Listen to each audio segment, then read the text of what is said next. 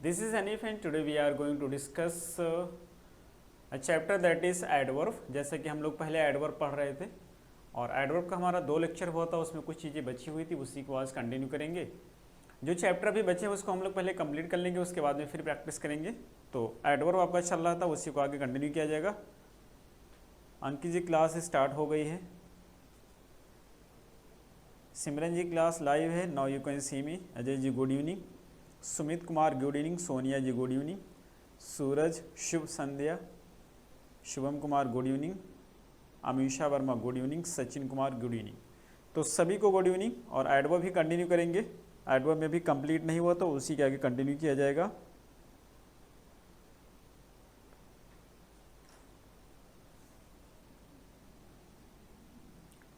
एक बार आप बताएंगे कि आपको दिख रहा है, अब दिख रहा होगा,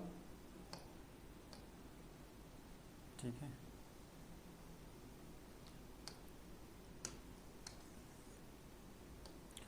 तो चैप्टर आपका एडवर्ब है, ये एडवर्ब का 3rd लेक्चर है।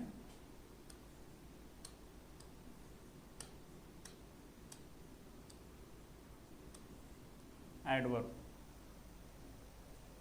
लेक्चर 1 लेक्चर हुआ था, नहीं 2 हो चुके हैं। Shubham ji, Himanshi ji good evening, Abhay Kumar good evening, Prabhat ji good evening, Harendra Kumar Chaudhary good evening, Nitya ji good evening. Happy independence day to all of you. Abhay ji, कल आपकी क्लास नहीं हो पाई थी, बारिश में फंस गया था मैं, ठीक है। तो जब भी हम यूज़ करते हैं अदर के बाद में क्या यूज़ करेंगे? अदर यूज़ करते हैं या फिर रादर यूज़ करते हैं। तो अदर या रादर इन दोनों के बाद में हमें यूज़ करना होता है दैन। लेकिन यदि हम यूज़ करते हैं एल्स, तो एल्स के साथ हम यूज़ करते हैं नथिंग एल्स बट। इसमें मिस्टेक कहाँ पे होती है? यदि हमने क्या किया, अदर या रादर के बाद में यहाँ पे बट का प्रयोग कर दिया तो ये सेंटेंस आपका रॉन्ग हो जाएगा। और यहाँ पे यदि हमने क्या किया, एल्स का प्रयोग किया गया, उसके बाद में हमने दैन का प्रयोग किया, तब भी ये सेंटेंस रॉन्ग हो जाएगा। तो ऐसा नहीं यूज़ करना होगा। एडवर्ब के 3rd क्लास है अंकित जी, रंजना जी गुड इवनिंग, ठीक है, और Sushma ji good evening. Adverb के 3rd क्लास है, इससे पहले 2 क्लास हो चुके हैं। यदि आपने नहीं देखा है तो आप देखिएगा उन क्लासेस को। तो जब भी हम अदर की बात करते हैं दैन आता है, रादर की बात करेंगे दैन आएगा, एल्स के बाद में बट आएगा। जैसे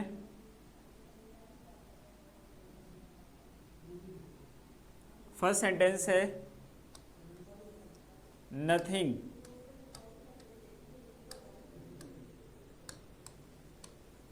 nothing else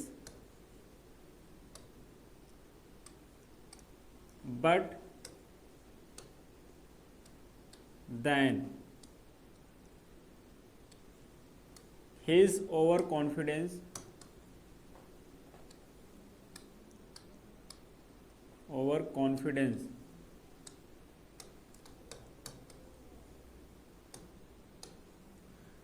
ruined him।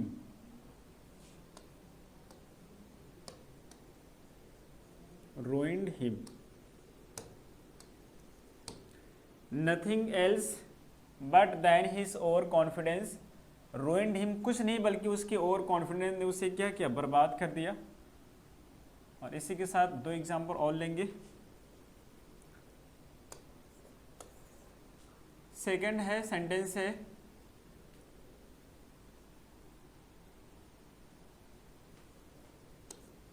You have no other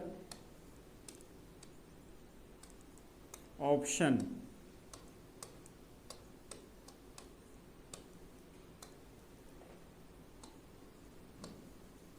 but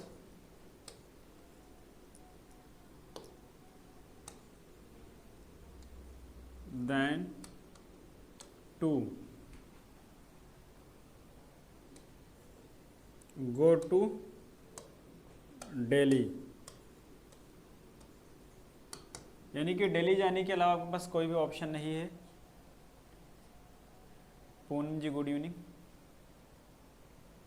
sir SSC के पेपर्स में मेरे 25 में से 15 मार्क्स आते हैं इंग्लिश में, इसको कैसे पढ़ें? अगर एसएससी में से 15, 25 में से 15 आपके, 25 का पेपर होता ही नहीं हिमांशु जी, 25 क्वेश्चंस होते हैं, 50 मार्क्स का होता है। अगर आप 25 करें दैट मीन्स कि यू आर गेटिंग 30 मार्क्स। और अगर अभी आपके मार्क्स आ रहे हैं तो आप देखेंगे किस पोर्शन में आपके मार्क्स कम है। उसमें कई सारे पोर्शंस होते हैं ना, जैसे वोकैब के पोर्शन में अच्छा नहीं आ रहा है, ग्रामर के पोर्शन में अच्छा नहीं आ रहा है, या जैसे पैसेज होते हैं उसको बोलते हैं कॉम्प्रिहेंशन। पैसेज हो गया, क्लोज टेस्ट हो गया, PQRS हो गया, ये कॉम्प्रिहेंशन का पार्ट होता है, तो इसमें आपके मार्क्स घट रहे हैं। तो जिस पोर्शन में आपके मार्क्स अच्छे नहीं आ रहे उस पोर्शन पे आप मेहनत करेंगे और मार्क्स आपके अच्छे होने लगेंगे। क्लास अभी स्टार्ट हुई पूनम जी। तो सेंटेंस है नथिंग एल्स, क्या यूज करेंगे? बट का प्रयोग करेंगे। और सेकंड है you have no other option, तो क्या यूज करेंगे? देन यूज करेंगे। तो यहाँ पे देन का प्रयोग करेंगे, बट का प्रयोग नहीं करेंगे। पहले सेंटेंस की मीनिंग होती है nothing else but his over confidence ruined him, कोई चीज़ नहीं बल्कि उसकी जो ओवर कॉन्फिडेंस थी उसने उसको बर्बाद कर दिया, तबाह कर दिया। You have no other option, आपके पास कोई भी दूसरा ऑप्शन नहीं है then to go to Delhi, Delhi जाने के अलावा। ठीक है। Ranjeet ji good evening, kindly inform by texting और WhatsApp if online class is not there. ठीक है, आपको इन्फॉर्मेशन मिली होगी, वैसे क्लास तो होती है डेली। वॉइस स्लो है, सतीश पांडे जी का कहना है। पारो यादव गुड इवनिंग।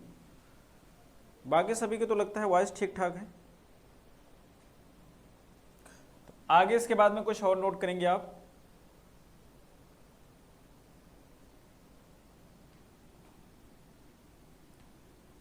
जब भी हमें यूज करना होता है तो हम यूज करते हैं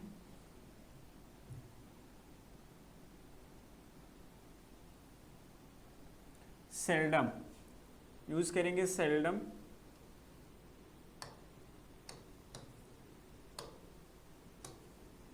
seldom,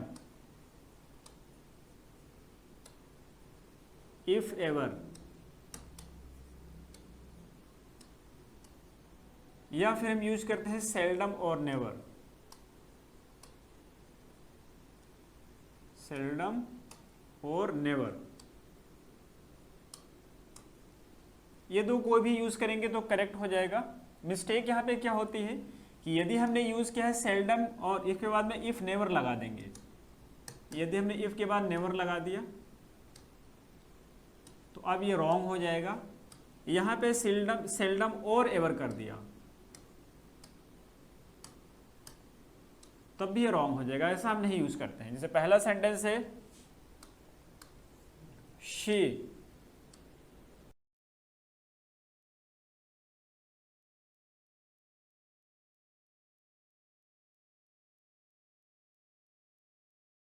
yellow colour is invisible, ये रेड वाला चलेगा सही।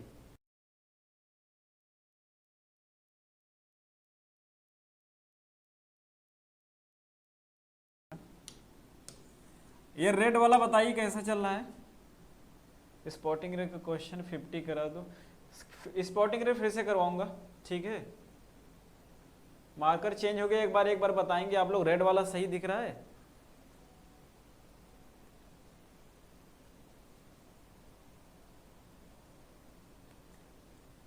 ठीक है, तो दोबारा से इसको लिख दे रहा हूं मैं, जब दिख ही नहीं रहा तो समझेंगे क्या।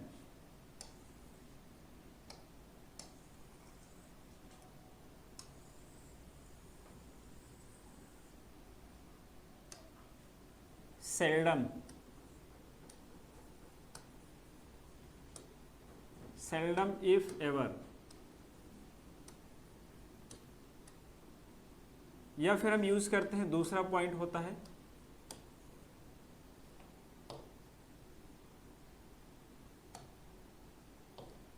सेल्डम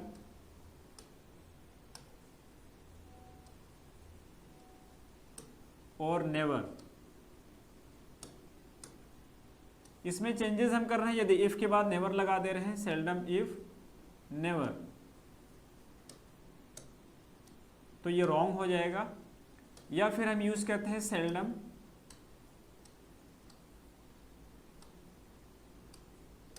और एवर, तो ये भी रॉन्ग हो जाएगा। ठीक है, ऐसा नहीं यूज़ किया जाएगा।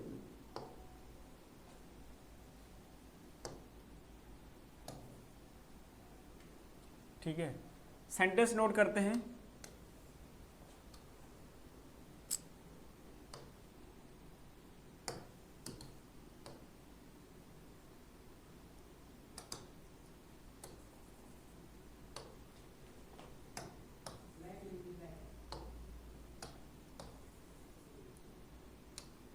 एक ऑटोमेटिक आ जाता है इसमें।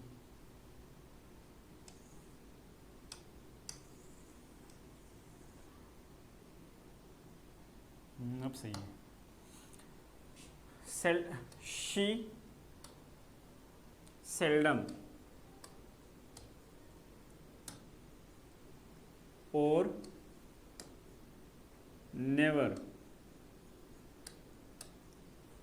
Calls me in the morning।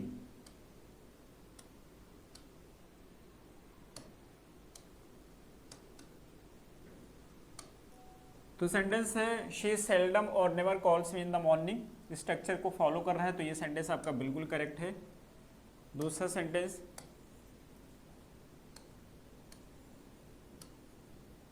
Ram seldom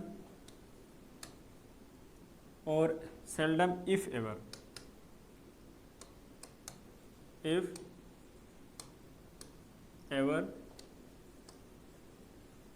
goes to the market।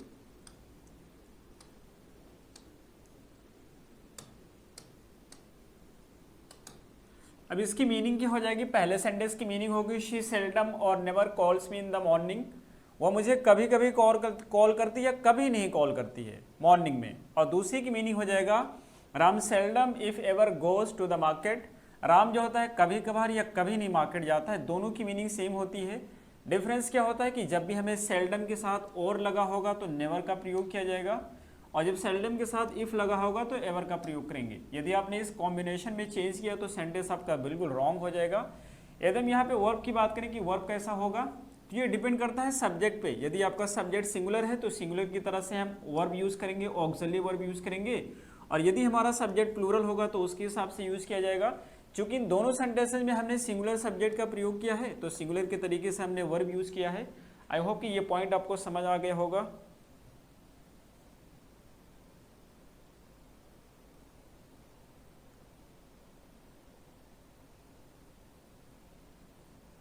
Himanshu जी कह रहे येलो भी ठीक था। धीरेन्द्र जी गुड इवनिंग। तो ये समझ आ गया होगा आपको।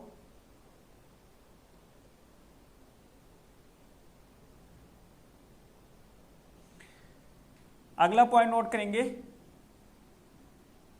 Don't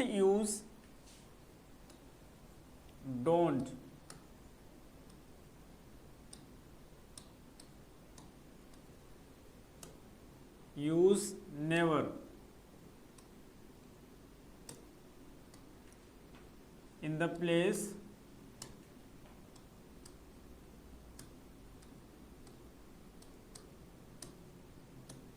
of not। जब भी हमें नॉट का प्रयोग जहां पे करना चाहिए वहां पे नेवर का प्रयोग नहीं कर सकते हैं, और जहां पे हमें नेवर का प्रयोग करना होगा वहां पे नॉट का प्रयोग नहीं कर सकते हैं। दोनों में डिफरेंस होता है। पहला सेंटेंस जैसे हमने कहा I made several calls to you। The bell was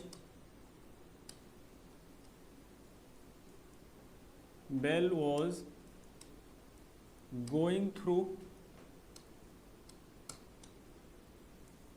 but you never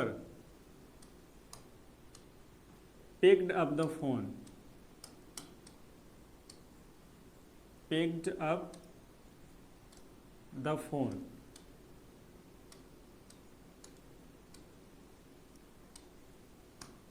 अब बताएंगे इसमें नेवर का यूज करना करेक्ट है या फिर चेंज करेंगे, इसको रिप्लेस करेंगे। दूसरा सेंटेंस, शी नेवर वेंट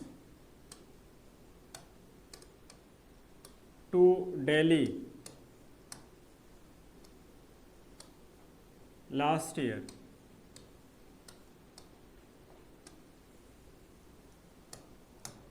और एक और सेंटेंस है, थर्ड है,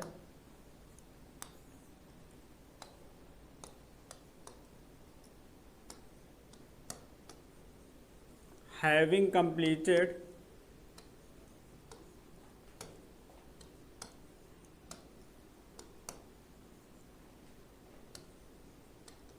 his graduation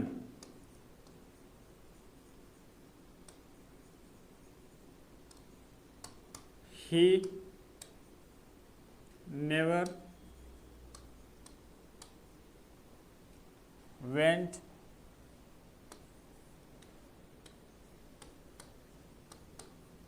to his college। देखेंगे कौन कौन से सेंटेंस में करेक्ट है। पहले सेंटेंस की बात करें, don't use never in the place of, अच्छा ये तो सेंटेंस का रूल है। I made several calls to you, मैंने आपको बहुत सारी कॉल किया। The bell was going through, घंटी बज रही थी। But you never picked up the phone, लेकिन आपने कभी फोन नहीं किया। कभी नहीं, केवल आपने कब नहीं किया, ये कल की बात कर रहे हैं, हो सकता है इससे पहले किया तब नहीं फोन किए, इस वजह से यहाँ पे नेवर का प्रयोग करना सही नहीं है। तो आप यूज करोगे you did not, you did not. और चूंकि हम सभी को पता है कि जब भी हम डिड का प्रयोग करते हैं तो उसके बाद वर्ब का फर्स्ट फॉर्म यूज किया जाता है, तो यहाँ पे यूज कर दोगे आप पिकअप, पिक हो जाएगा।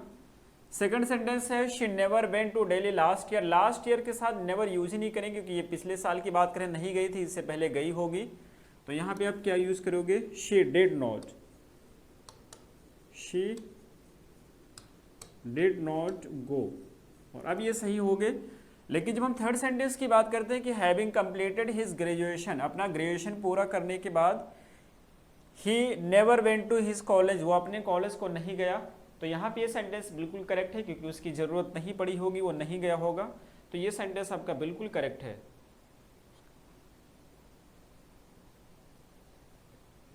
नेवर का यूज कहाँ पर करेंगे, सेंटेंस की मीनिंग से आपको समझ आ गया, दोनों की मीनिंग नॉट होती है।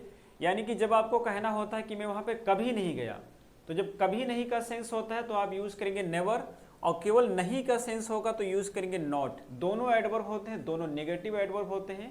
यह डिफरेंसेस होता है, सेंटेंस की मीनिंग से आपको समझ आया होगा।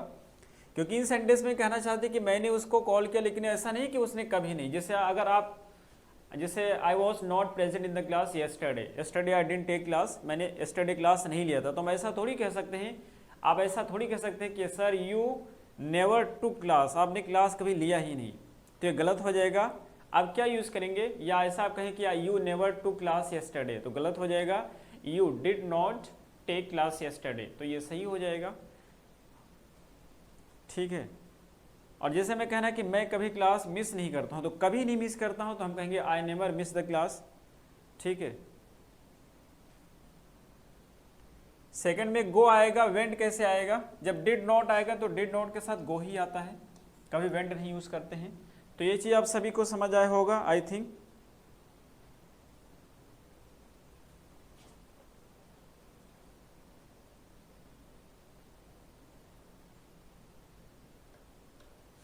अगला नोट करेंगे, अगला पॉइंट देखेंगे। इसके बाद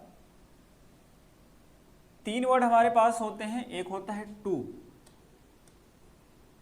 ठीक है, क्या क्या होते हैं, एक टू होता है, एक होता है टू, एक हो जाएगा ऑल्सो,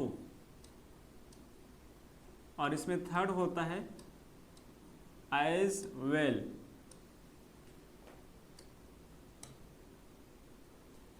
सबकी मीनिंग क्या होता है, भी होता है, मैं भी या भी। जैसे आप बोलते नहीं मी टू, अब जैसा आई मिस यू तो आप कहते हैं miss you too. Seldom if ever वाले में क्या दिक्कत आ रहा है Sushma ji, seldom if ever वाले में कोई ज़्यादा रूल नहीं लगाना, उसमें सिंपल सा ये बताया गया है कि जब सेल्डम होगा तो इफ एवर आएगा या तो फिर और नेवर आएगा। उसमें रटने वाली चीज़ें समझने वाला ऐसा कुछ है ही नहीं। उसमें दोबारा से आप देखिएगा वीडियो को, तो उसमें क्या देखेंगे, सेल्डम के साथ या तो इफ एवर आता है या और नेवर आता है। उसको कॉम्बिनेशन को याद कर रखेंगे, सेल्डम इफ एवर, सेल्डम और नेवर, बस। बाकी उसमें कुछ ऐसा है ही नहीं। और सेल्डम नेवर मतलब पास्ट प्रेजेंट दोनों में कहीं का मीनिंग मिले। यस सर, ये नेवर के मतलब ये होता है कभी नहीं। जब भी आप कोई चीज़ कहना चाहते हैं कभी नहीं तो आप नेवर का प्रयोग करेंगे, और यदि आप कहना चाहते हैं नहीं तो आप नॉट का प्रयोग करेंगे। बस यही डिफरेंस होता है, ठीक है। हिंदी में बोलकर देख लेंगे तब भी आपको समझ आ जाएगा। टू है, ऑल्सो है, एज वेल है, सबकी मीनिंग क्या होता है, भी होता है। लेकिन ऑल्सो का प्रयोग सेंटेंस के एंड में नहीं करते हैं। तो आगे अगला पॉइंट क्या नोट कर लेंगे, we don't use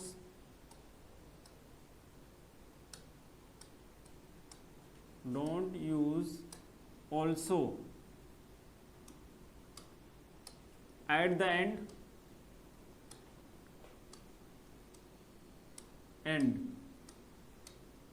of the sentence।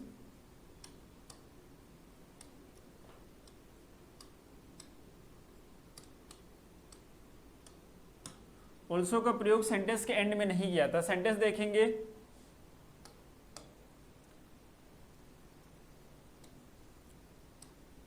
She has bought a book and a pen। अब यहाँ पे चाहे आप टू का प्रयोग करें या एज वेल लगाएं, ये दोनों सही है, ठीक है। दोनों में से कोई भी लगा सकते हैं,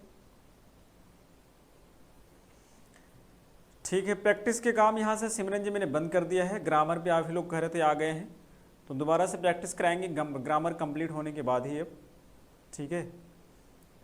अब एक लोग के कहने से थोड़ी यहाँ वहाँ कूद करके जाएंगे। एक बार यहाँ आएंगे, फिर वहाँ प्रैक्टिस चल रही थी तो आप लोगों ने कहा ग्रामर पढ़ा दीजिए, और फिर मैं ग्रामर पे आ गया हूँ। अब ये कंप्लीट हो जाएगी तब भी प्रैक्टिस में जो भी कहेंगे वो चलेगा, चाहे कॉम्प्रिहेंशन की बात करें, क्लोज टेस्ट हो, पैसेज हो या PQRS हो।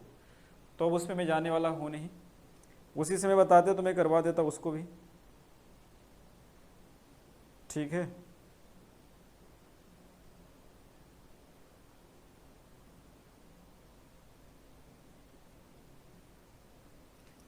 एक सेंटेंस और नोट कर लेंगे, she has bought a book and a pen too या एज वेल।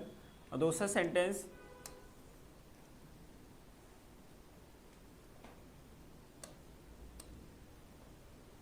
I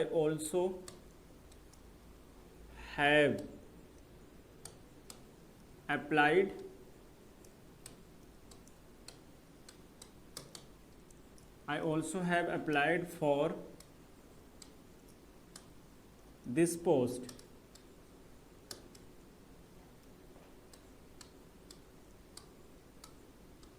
मैंने भी इस पोस्ट के लिए अप्लाई कर दिया है। तो ऑल्सो का प्रयोग यहाँ पे करना सही है। अगर इस सेंटेंस को हम बोलते हैं कि I have applied for this post also, तो ये रॉन्ग हो जाएगा। ऑल्सो का प्रयोग लास्ट में नहीं करते हैं। आई होप कि ये दोनों पॉइंट आप सभी को समझ आए होंगे,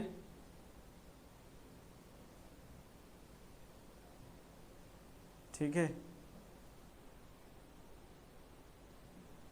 एग्ज़ाम की कोई डेट आई है तो बता दीजिए। अभी कोई डेट नहीं आई सोनिया जी।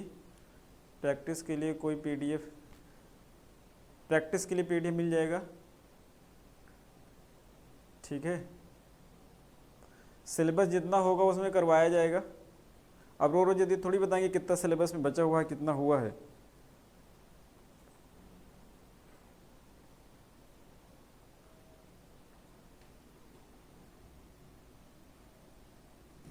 आगे नोट करेंगे, regard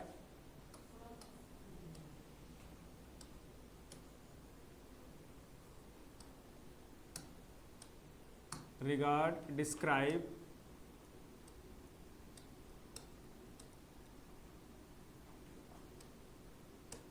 define treat view know. तो जब भी इनका हम प्रयोग करते हैं इसके बाद में एज का प्रयोग किया जाता है। एज भी एक एडवर्ब होता है, तो एज इसके बाद में यूज किया जाता है, ये बिल्कुल करेक्ट होता है। किनके बाद में? Regard, describe, define, trade, view, know. जब भी इनका प्रयोग करेंगे तो इसके बाद एडवर्ब आएगा, ये बिल्कुल सही होता है। गुस्से में नहीं सोनिया जी, आप लोग क्वेश्चन ऐसे कर रहे हो, हर क्लास में ये पूछते हो कितना सिलेबस बचा हुआ है। ठीक है, अब हर क्लास में ये बताएं कितना सिलेबस बचा है।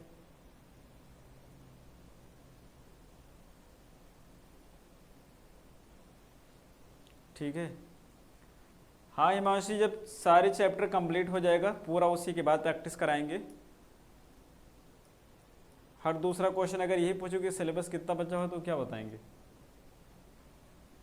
तो regard, describe, define, trade, view, know, जब भी इनकी बात करेंगे उसके बाद में एज का प्रयोग करेंगे, यानी कि adverb as can be used after these verbs, that is regard, describe, define, trade, view, know. Sentence, पहला सेंटेंस है sir Francis bacon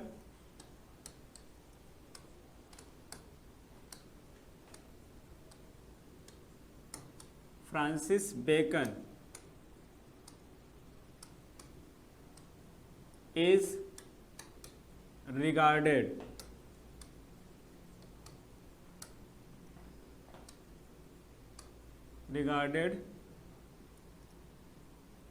as the father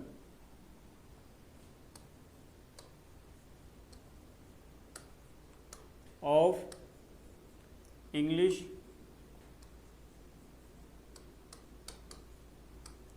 English essays।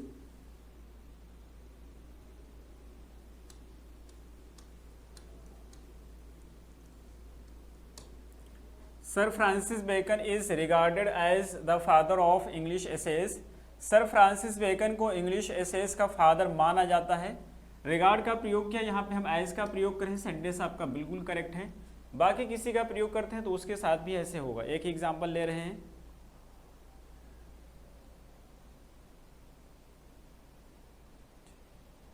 ठीक है, तो ये समझ आ गया होगा।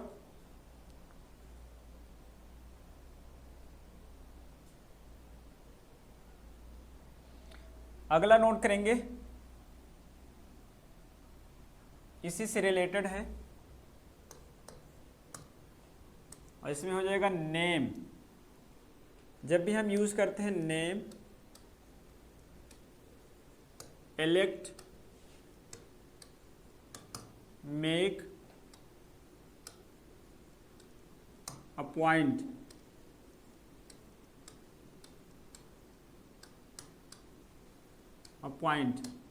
Consider,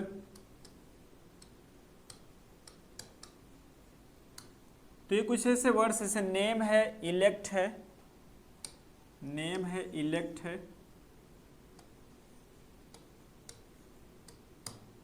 elect, make, appoint, consider, ये कुछ ऐसे वर्ड्स होते हैं। रिगार्ड की मीनिंग यहाँ पर मानना हो जाएगा। तमन्ना जी काफ़ी लेट हो आज, ठीक है।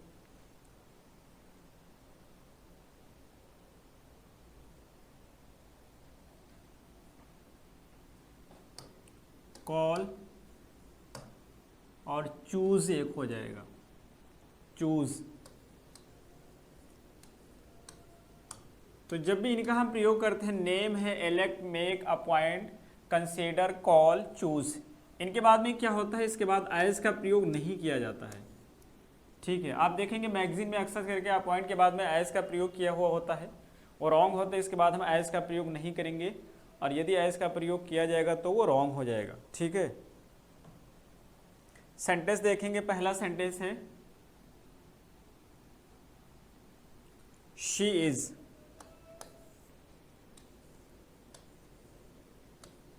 इज कंसीडर्ड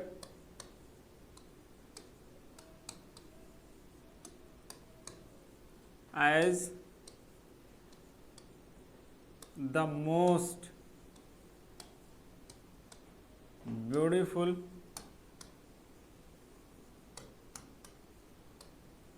गर्ल,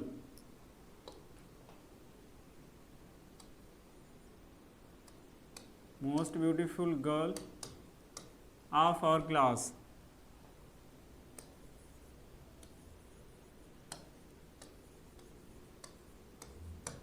यानी कि वो हमारी क्लास की सबसे खूबसूरत लड़की मानी जाती है।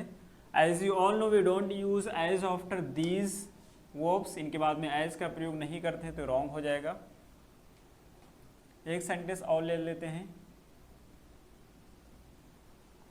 सेकंड सेंटेंस हो जाएगा गांधी जी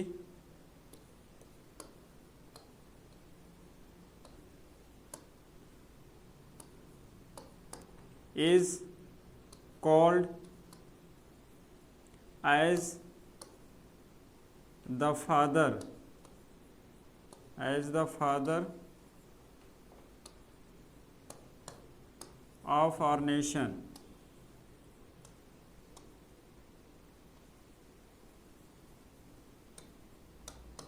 तो यहाँ पर भी देख सकते हैं Gandhi ji is called, sorry यहाँ पे कॉल्ड हो जाएगा, as the father of our nation. Gandhi ji हमारे नेशन के फादर कहे जाते हैं। और ये भी सेंटेंस आपका एज का प्रयोग किया गया, तो एज यहाँ से हटा देंगे, यहाँ से एज हटा दिया गया। अब ये दोनों सेंटेंस आपके बिल्कुल करेक्ट हो गए। एज का प्रयोग नहीं होगा, हाँ इन सभी में एज का प्रयोग नहीं किया जाएगा, और यदि आप एज का प्रयोग करोगे तो रॉन्ग हो जाएगा। अगला ओनली का जो है नहीं, जैसे अभी जब मैं करवा रहा था सेंटेंस इंप्रूवमेंट, तो आपको ओनली के सेंटेंस आए थे, आपको बताया था कि एडवर्ब में उनको हम डिस्कस करेंगे। तो ओनली के सेंटेंस से अब देखेंगे ओनली जो होता है किस तरह से यूज करते हैं।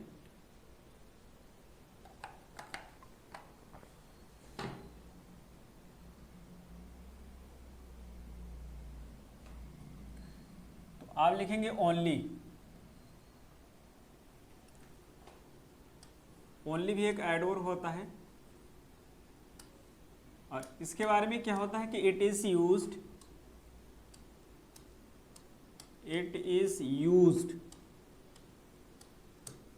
बिफोर द वर्ड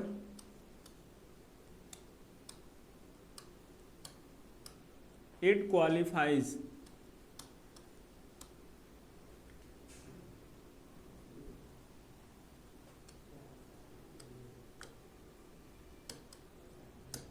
जिस वर्ड को क्वालिफाई करता है उससे पहले यूज किया जाता है। समझ में ज्यादा आएगा एग्जाम्पल से। पहला सेंटेंस है only she gave me 100 rupees. दूसरा सेंटेंस है शी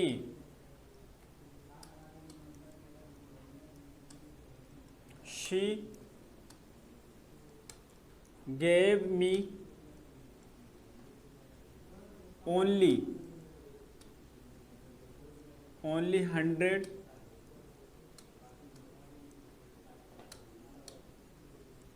रुपीज। और थर्ड सेंटेंस हो जाएगा शी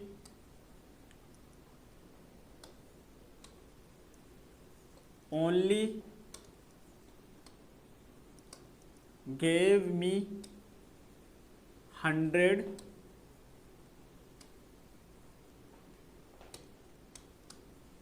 रुपीज। और एक सेंटेंस और ऐड करेंगे fourth, she gave only me 100 rupees.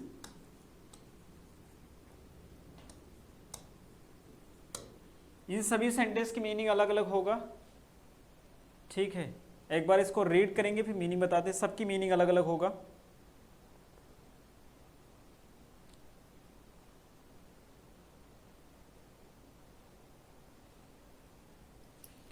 Sentence को रीड करेंगे। पहला सेंटेंस देखेंगे, only she gave me 100 rupees. अब ये किसको, ओनली शी को क्वालिफाई कर रहा है।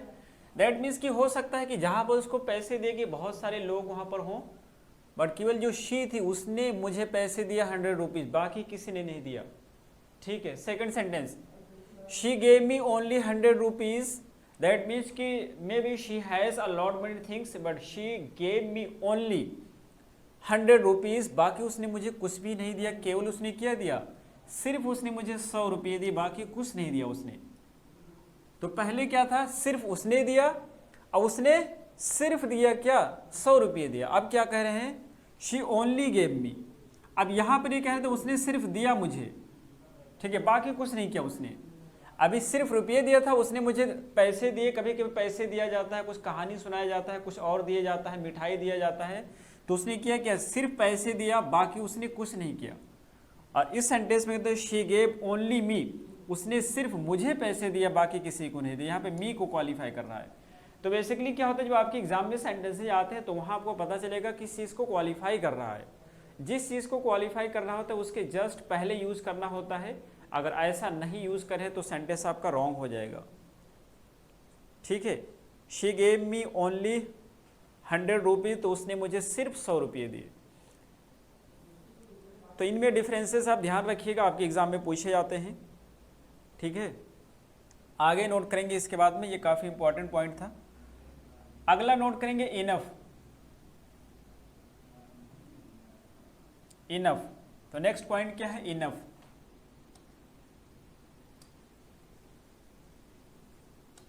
इनफ पार्ट ऑफ स्पीच में क्या होता है, तो पार्ट ऑफ स्पीच में इनफ क्या होगा, एक तो इनफ होता है नाउन, क्या होगा, दूसरा क्या होता है, इनफ एक एडजेक्टिव होता है, और थर्ड ये क्या होता है, एडवर्ब होता है। चूंकि एडवर्ब के चैप्टर में सीरीज को पढ़ा रहे हैं, एडवर्ब होता है। तो इनफ तीन चीज होता है, क्या क्या होता है, एक तो नाउन होता है, दूसरा एडजेक्टिव होता है, थर्ड एडवर्ब होता है। अब नाउन कैसे होता है, तो जैसे आप कहते हैं हद हो गई, इनफ इज इनफ।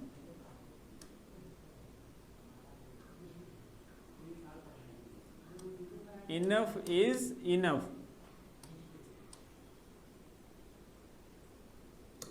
यहाँ पे जो इनफ है ये नाउन का काम कर रहा है, क्योंकि आप सभी को पता है कि जब भी किसी सेंटेंस में हम कोई सब्जेक्ट यूज करते हैं तो नाउन ही बन सकता है या फिर प्रोनाउन बन सकता है। द फर्स्ट सेंटेंस, और जो भी सेंटेंस आपके पास लिखा गया है वी हैव इनफ, तो जो फर्स्ट इनफ होगा ये नाउन का काम कर रहा है, सब्जेक्ट बन रहा है। जबकि जो सेकंड इनफ है ये एडजेक्टिव का काम कर रहा है, और ये वर्ब कॉम्प्लीमेंट है। तो इनफ इज इनफ, हद हो गया। ऐसा सेंटेंस आपके एग्जाम में बहुत रेयर केस में पूछा जाता है। लेकिन बाकी दोनों की बात करें जो काफ़ी इंपॉर्टेंट है, तो पहला पॉइंट इसका क्या होगा, सबसे पहला पॉइंट होगा जब भी हम इनफ का प्रयोग करेंगे तो इनफ के बाद में क्या आ जाएगा, एक नाउन आएगा। ठीक है, और यहां पे इनफ क्या वर्क क्या हो जाएगा, तो ये एडजेक्टिव का काम करेगा। यदि हम यहां पर यूज करते हैं क्या, एडजेक्टिव, तो ये रॉन्ग होगा। सेकेंड पॉइंट इसका क्या होता है, एडजेक्टिव यूज करेंगे, और जब यहां पे एडजेक्टिव यूज करेंगे तो उसके बाद में इनफ आ जाएगा।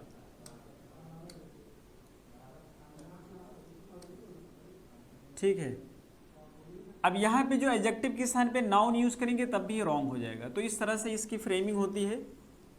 और यहाँ पे जो इनफ होगा ये किसका काम करेगा, तो ये एडवर्ब का काम करेगा। तो दो तरीके से यूज करना होगा। Whenever we have to use enough with the noun, it should be before the noun. Adjective के साथ में यूज करना होगा तो इसके बाद में यूज करेंगे। ठीक है सर, फोर्थ सेंटेंस सी से था क्या, सोनिया जी सर थर्ड बताना है। अच्छा, इसी वाले में अभी ओनली वाले में पढ़े हैं। मैं रिपीट कर रहा हूं, आप कहीं मीनिंग इसका नोट कर लीजिएगा। पहले सेंटेंस की मीनिंग होती है सिर्फ उसने मुझे 100 रुपये दिए, यानी कि सिर्फ उसने दिए, बाकी किसी और ने नहीं दिया। सेकंड सेंटेंस है she gave me only 100 rupees, यानी कि उसने सिर्फ मुझे 100 रुपये दिए, बाकी उसने कुछ नहीं दिया। थर्ड है शी ओनली गेव मी, यानी कि उसने मुझे सिर्फ दिया, बाकी ना तो मेरी पिटाई किया, न तो मेरी प्रशंसा की, न तो कुछ और मेरे साथ किया। क्या किया? सिर्फ उसने 100 रुपये दिया, उसने सिर्फ देने का काम किया, लिया भी मुझसे कुछ नहीं वो। फोर्थ है she gave only me 100 rupees, उसने सिर्फ मुझे दिया, बाकी किसी को नहीं दिया, सिर्फ मुझे दिया 100 रुपये। आई होप कि अब क्लियर हो गया होगा, और अगर अब भी नहीं क्लियर होगा तो कहीं लिखिएगा सारे सेंटेंस को, वीडियो को पॉज करके सेंटेंस को लिखेंगे, आपको खुद ही समझ आ जाएगा क्या डिफरेंस होता है। आते हैं उन्हीं रूल्स पे। तो यहाँ पे हम किसकी बात कर रहे हैं? इनफ की बात कर रहे हैं। एग्जाम्पल से ज़्यादा समझ, एग्जाम्पल लेते हैं। शी गेव मी, पहला सेंटेंस है she gave me enough pen.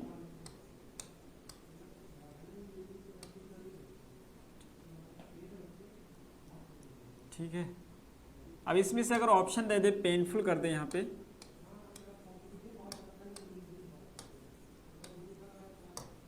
और दूसरा सेंटेंस है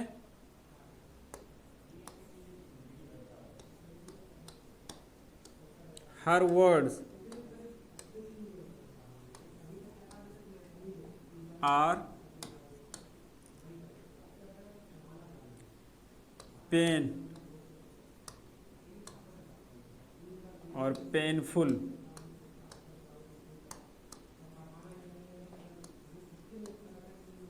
इनफ। तो यहां पर देखेंगे इनफ का प्रयोग किया गया। हम सभी को पता है कि जब इनफ का प्रयोग करते हैं तो उसके बाद में नाउन आता है। एडजेक्टिव में आप सभी को बताया गया है कि जब भी किसी भी वर्ड के एंड में फुल आता है तो वह एडजेक्टिव हो जाता है। तो चूंकि ये हमारे पास एडजेक्टिव हो गया, और इनफ के बाद में हम एडजेक्टिव का प्रयोग कर नहीं सकते हैं, पहले होना चाहिए। तो यहाँ पे हम पेन का प्रयोग करेंगे, क्योंकि पेन आपके पास क्या है? एक नाउन है।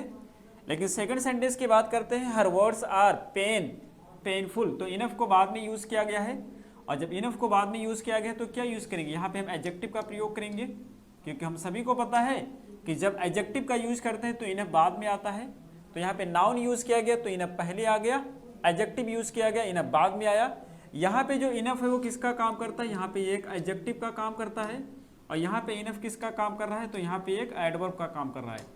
क्योंकि कभी कभी आपके एग्जाम में ऐसे क्वेश्चन भी पूछ ले जाते हैं, इनफ को अंडरलाइन कर देंगे और आपसे पूछेंगे पार्ट ऑफ स्पीच में ये क्या है। तो यदि वो नाउन से पहले यूज़ किया गया है तो एडजेक्टिव होगा, और यदि एडजेक्टिव के बाद में यूज़ किया गया है तो एडवर्ब होगा। और इसके अलावा कोई भी कंडीशन यूज़ की गई है तो वो रॉन्ग हो जाएगा। अब एक बार जरा बताएंगे, ये तो क्लियर ही होगा आप सभी को, मुझे लगता है इसमें किसी को कोई डाउट होगा नहीं।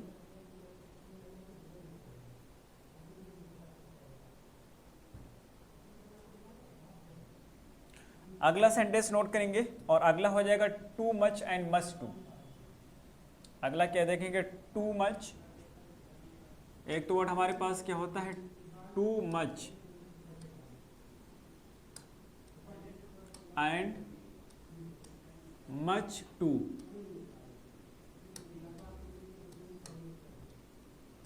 और दोनों की मीनिंग होती है अत्यधिक।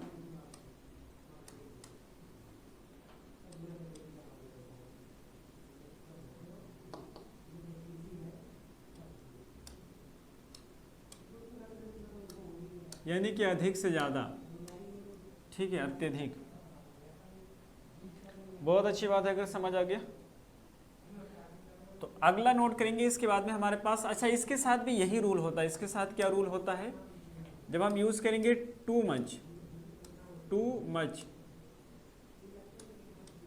तो इसके बाद में क्या आएगा? नाउन आएगा। ठीक है, यदि हमने यहाँ पे क्या यूज किया? एडजेक्टिव, तो एडजेक्टिव रॉन्ग होता है। और दूसरा सेंटेंस है जब भी हमें यूज करना होगा मस्ट टू, तो जब हम मस्ट टू का प्रयोग करते हैं तो मस्ट टू के बाद यूज किया जाएगा एडजेक्टिव। यदि यहाँ पे हम यूज करते हैं नाउन तो ये भी रॉन्ग हो जाएगा। उसका रीजन क्या होता है समझेंगे। तो यहाँ पर ये क्या होता है? ये एक टू जो है एक एडवर्ब है। क्या है ये? एडवर्ब है। मच क्या है? ये एक एडजेक्टिव है। और सभी को पता है कि जो एडवर्ब होता है एडजेक्टिव को क्वालिफाई करता है, एडजेक्टिव नाउन को क्वालिफाई करता है। तो ये करेक्ट हो गया। यहाँ पे ये क्या है? तो मच एक एडवर्ब का काम कर रहा है ये। टू क्या है, ये भी एक एडवर्ब का काम कर रहा है। अब आपको बताइए कभी एडवर्ब किसी नाउन को क्वालिफाई करता है? नहीं करता है। और जब एडवर्ब नाउन को क्वालिफाई नहीं करता है तो नाउन नहीं आ सकता, हम एडजेक्टिव का उपयोग करेंगे। तो ये इसका रीज़न है और इस तरह से फ्रेमिंग इसकी होगी, इसको याद रखेंगे। सेंटेंस लेते हैं। सेंटेंस को तो पहले वाला ही सेंटेंस ले, जो पहला सेंटेंस था उसी को ले लेते हैं, बाकी और भी ले लेंगे। आप बोलेंगे तो she gave me too much, दूसरा much to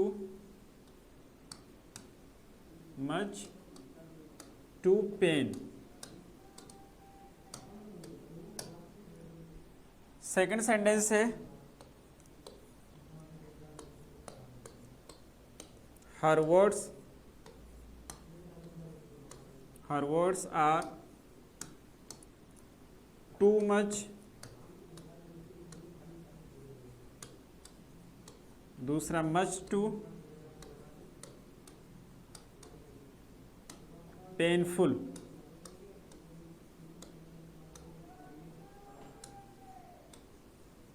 ठीक, आंसर करेंगे। यदि और भी एग्जाम्पल की जरूरत है तो वो भी बोलेंगे। पहला सेंटेंस है she gave me too much too pain. तो चूंकि पेन यहाँ पे क्या है, नाउन है, नाउन से पहले हम क्या यूज करेंगे, क्योंकि यहाँ पे ये दोनों एडवर्ब हो जा रहे हैं तो इस वाले पार्ट की बात करेंगे। और जब यहाँ पे देखेंगे तो पेनफुल हमारे पास क्या है, एडजेक्टिव है। और जब ये एडजेक्टिव है तो हम क्या यूज करेंगे, दोनों एडवर्ब वाला पार्ट यूज करेंगे। और दोनों एडवर्ब का पार्ट ये वाला होता है तो यहाँ पे ये सही हो जाएगा, मस्ट टू। यहाँ पे टू मच, वहाँ पे मस्ट टू। एक बार बताएंगे और एग्जाम्पल की ज़रूरत हो तो, अदरवाइज आगे बढ़ेंगे।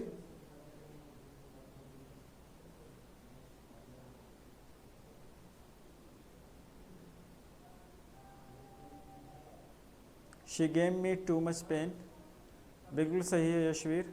हर words are much too painful. तो आगे नोट करेंगे फेयरली एंड रादर। आगे क्या हो जाएगा, फेयरली एंड रादर। सर कैसे पूछेंगे नाउन एडजेक्टिव, कैसे पहचानेंगे नाउन एडजेक्टिव? सुमिता जी ये तो आपको पहचानना ही होगा। नाउन का चैप्टर पढ़ा है उसको देखेंगे, उसमें जो जो तरीके आपको नाउन पहचानने के बताए गए हैं उसको फॉलो करेंगे और आप पहचान कर पाएंगे। एडजेक्टिव पढ़ेंगे तो आपको पता चलेगा एडजेक्टिव को कैसे पहचानेंगे, और बाकी आपकी खुद की स्टडी होगी। तो अगला फेयरली और रादर है। फेयरली जो कि आप देखेंगे, इससे पहले हमने डिस्कस किया था फेयरली रादर को सेंटेंस इंप्रूवमेंट में। एक होता है फेयरली, ठीक है, फेयरली, और दूसरा होता है रादर। दोनों की मीनिंग क्या होता है, दोनों की मीनिंग होता है अधिक। इन दोनों की मीनिंग क्या हो जाएगा, अधिक हो जाएगा। इधर लिख दे रहे हैं।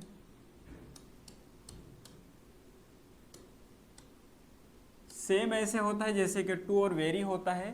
फेयरली को हम यूज करते हैं किस सेंस में, तो ये पॉजिटिव सेंस में यूज किया जाता है, पॉजिटिव सेंस में। रादर की बात करते हैं तो रादर को हम यूज करते हैं नेगेटिव सेंस में।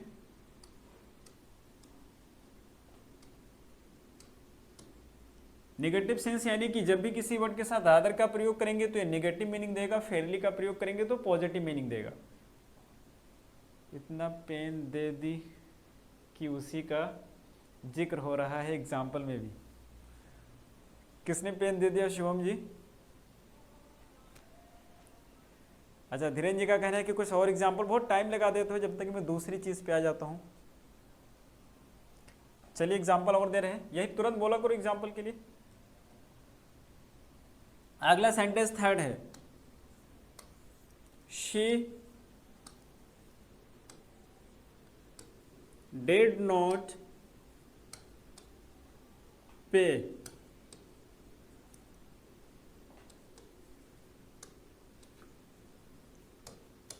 too much to attention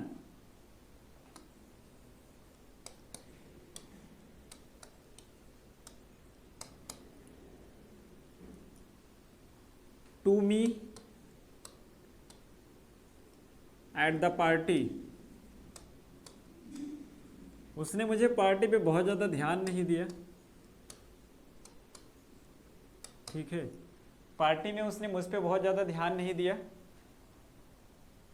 तो सेंटेंस यहाँ पर देखेंगे क्या अटेंशन का प्रयोग किया गया है। नाउन की चैप्टर में आप सभी को बताया गया है कि अटेंशन क्या होता है, नाउन होता है, और जब नाउन होता है तो क्या यूज करेंगे, टू मच का प्रयोग करेंगे, तो क्या हो जाएगा, टू मच होगा, राइट।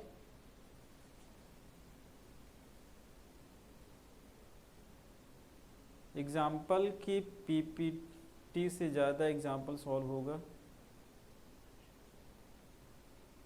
क्या कहना चाहते हैं आप। रादर वाला एक पॉइंट डिस्कस कर लेंगे अभी जो है, आई होप कि ये समझ आ गया होगा। फेयरली और रादर की बात कर रहे थे, ये लास्ट पॉइंट होगा। आप किसी का कोई डाउट मुझे लगता है नहीं, टू मच मच टू से। तो जैसे फेयरली का प्रयोग पॉजिटिव सेंस में, एग्जाम्पल के तौर पे जैसे यहाँ पर हो जाएगा फेयरली, जैसे है Fairlie wise, Fairlie beautiful,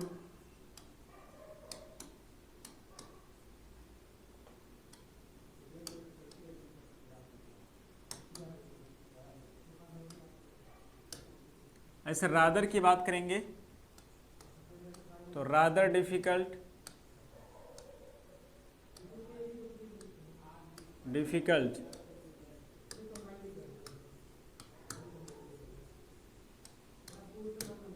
rather difficult, rather cold, rather cold, ठीक है। तो इस तरह से यूज करते हैं, नेगेटिव सेंस में रादर का प्रयोग करेंगे।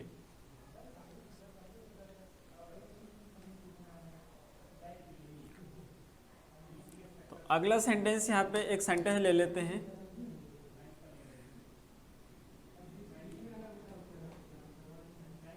Your question,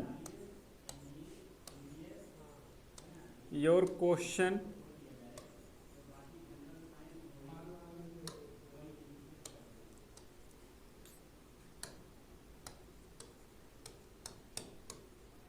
your question is fairly या रादर डिसअपॉइंटिंग।